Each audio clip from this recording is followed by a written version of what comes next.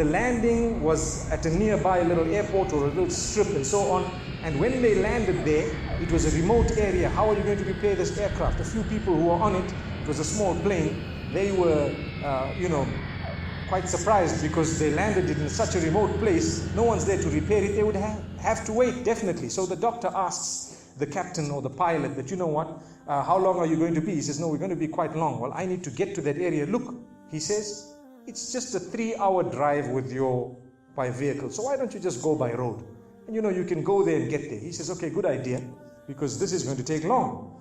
So he decides to go on one of the try-shows, in Pakistan, one of the areas, wherever it was, and he jumped in. And as they started progressing, the clouds built again.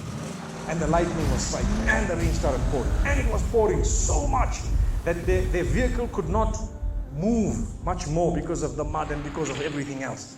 And so it was quite an open area with a bit of farmland. And after a while, they realized, look, we're not getting anywhere. There's a little house here. Why don't we just go there? We can read our salah. Perhaps we can, see, have a bit of a meal or whatever else. And they decided to knock the door.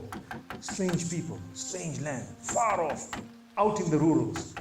And so he knocks the door, and he's got his little bag and everything, and he walks in. An old lady happened to answer the door after a while, and they spoke to her saying, look, this is what has happened, and we're going from so-and-so to so-and-so, and we just want a place, we want to read salah and so on. And she said, no problem, you can come in. She had a little musalla, a little sajjada, and she had a little baby on the side, or not a baby, but a child.